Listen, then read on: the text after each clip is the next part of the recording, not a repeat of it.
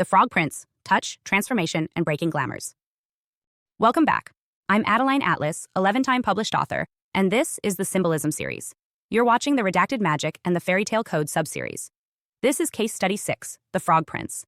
It's often remembered as a story about kissing an ugly frog who turns into a handsome prince. But that's not what it originally was. This tale encodes spiritual alchemy, glamours, revulsion as resistance, the energetic function of touch, and how true transformation requires direct confrontation with the grotesque. This is Touch, Transformation, and Breaking Glamours. At surface level, The Frog Prince seems like a gentle fairy tale about looking beyond appearances. But early versions of this tale are not about romance. They're about magical entrapment, enforced contact, and the transformation of distorted beings through energetic acceptance. The story is fundamentally about glamour breaking, how illusion can be destroyed not by affection, but by visceral confrontation. Let's trace the origin. The most recognized version of this tale comes from the Brothers Grimm, titled Der Froschkönig, or The Frog King, published in 1812. But the motif of an enchanted animal, often a frog or toad, demanding intimacy or service from a princess, dates back far earlier. Versions exist in 13th century French folklore, Eastern European fables, Russian oral traditions, and even in Sumerian mythic patterns.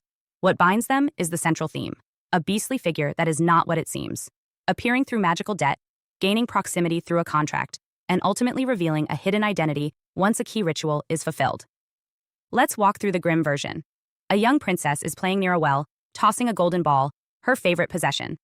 The ball falls into the water.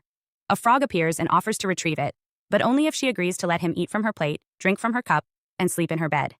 She agrees, thinking it's meaningless. He retrieves the ball. She runs off, hoping to escape the agreement. Later, the frog comes to the palace. Her father, the king, insists she honor her word. Reluctantly, she lets the frog eat and drink with her. But when he demands to sleep in her bed, she refuses. In a fit of rage, she throws him against the wall.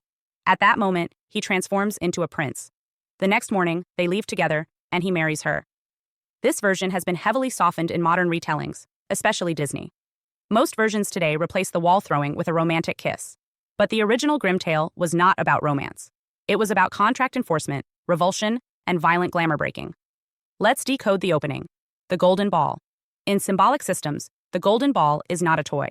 It represents perfection, purity, or the solar self, often tied to the true will or divine essence. Its fall into the well symbolizes the descent of consciousness. A drop from light into depth, clarity into obscurity, awareness into shadow. The well, in fairy tale and myth, is always a portal, an access point to the subconscious, the underworld, or another dimension. When the ball falls, the princess loses her center. Enter the frog. Frogs are boundary creatures. They live between land and water, symbolizing liminality. In many traditions, frogs are not just animals. They represent transformation, fertility, memory, and often decay. They are cold, wet, slimy, evoking revulsion. In this tale, the frog is not just strange. He is wrong. His request is too intimate. He doesn't just want thanks. He wants proximity to the body. He wants to eat from her plate, drink from her cup, sleep in her bed. This is energetic violation, not of violence, but of inappropriate spiritual intimacy. The princess agrees to the deal when desperate, but breaks it once her crisis is over. This introduces the concept of magical debt. In spiritual systems, bargains made, even under duress, create contracts, especially when help is accepted in exchange. The frog returns to claim his terms, and the king, the legal authority, insists the deal must be honored. In symbolic logic, this reflects spiritual law. Once you accept assistance from a magical entity, their terms are binding unless formally revoked or countered. Now consider the frog's insistence on eating from her dish and drinking from her cup. In ritual language, this implies shared essence. To eat and drink with someone from the same vessel is a symbolic bond. In many traditions, it's tantamount to spiritual marriage or energetic yoking. The frog is not asking for kindness. He is enforcing a merging ritual. The final request, to sleep in her bed, is the breaking point. And here's where the key transformation happens. The princess doesn't kiss the frog. She doesn't gently accept him. She becomes furious. She throws him against a wall. That act, of rejecting his presence with force, breaks the spell. Now stop. Because in all glamour-based magical systems, revulsion is a form of protection. A glamour is an illusion that overlays reality. It makes the ugly seem beautiful, the harmful seem helpful, the false seem true. And one of the ways the body instinctively resists glamour is through revulsion. That sick, gut reaction that something is wrong. The original tale teaches that revulsion is not ignorance, it's wisdom. The spell is broken not by love, but by a boundary. By physically rejecting the intrusion, the princess restores truth. When she throws the frog against the wall, she breaks the overlay. He was never a frog. He was an enchanted prince, bound by a curse that required a raw, honest, unfiltered response. Not a romantic one, not a sweet one, a real one. The glamour didn't require love. It required truthful confrontation. And the idea that only physical touch could break the spell is no accident. In magical systems, contact with the physical realm, especially when initiated by the conscious self, can shatter enchantments. The wall is matter, the princess is will. Together, they dissolve the overlay. Now let's decode who the frog is. In some versions of the tale, he is a prince cursed by a witch or fairy, often as punishment for arrogance, unkindness, or violation. But we never see the origin of the curse directly. This ambiguity is telling. He might represent distorted masculine energy, trapped in a degraded form, seeking validation or restoration through proximity to innocence. In this model, the frog is a psychic parasite, harmless, but binding. He insists on intimacy not because he is evil, but because he cannot evolve without another's consent. And this is where the lesson sharpens. Not all enchanted beings should be kissed. Not every distorted presence deserves merging. Some glamours are only broken by rejection, not by acceptance. The redacted versions of this story, especially the modern trope of the kiss, reprogram the message. They teach children that love redeems all monsters. That ugliness is just a misunderstood shell, that the feminine must merge with distortion to save it. But the original tale teaches the opposite.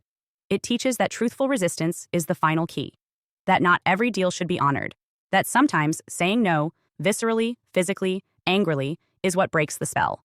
And that transformation happens not when we romanticize the grotesque, but when we confront it directly.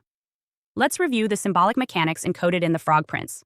The golden ball, pure essence, solar identity, or divine will. The well, descent into the subconscious or forgotten soul contracts. The frog, a distorted being occupying liminal space, cloaked by glamour. The deal, an energetic contract made under pressure. The food and drink, merging of essence. Spiritual entanglement. The bed, full intimacy, symbolic union or tethering. The revulsion, natural spell detection. The wall, Aiksh matter, the force of truth. The transformation, reversal through honest confrontation, not love. In spiritual warfare, one of the most common tactics is familiarity through subtle agreement. Something ugly offers help. Something off gains access. The energy sneaks into your space through a deal made during distress.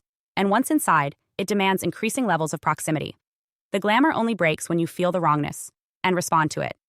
The true moral of the Frog Prince is not see past appearances. It's don't override your instincts. Don't mistake obligation for honor. Don't let magical debt override energetic sovereignty. Because not every frog is cursed. Some are glamoured parasites. And sometimes the only way to break the spell is to throw it against the wall. Hi, I'm Adeline Atlas. 11 times published author and School of Soul has just released one of our most requested deep dives, the Magic and Occult series. This series is not for the faint of heart. It's for those who know there's more going on beneath the surface, behind the media, behind the family, behind the system. This series breaks the spell and hands you the map. The Magic and Occult series includes over 200 videos on 1. Entertainment or ritual. Decoding mainstream media as mass spellwork. 2. Occult families. Spot them. How generational magic and ritual lineage hides in plain sight. 3. Occult symbolism. The signs, seals, and signals used to claim, curse, or command. 4. Esoteric symbolism. Layered meaning, sacred geometry, and encoded messages. 5. Law is magic. How contracts, courts, and language are rituals of power. 6. Spells and spirits. What magic really is, and what happens when you use it. 7. Covens and lodges. Where modern ritual happens, and who's involved. 8. Destiny swapping. How rituals steal timelines, talent, or soul contracts. 9. Energy harvesting. Spiritual parasitism, and how to seal your field. 10. The clairs. Your intuitive senses.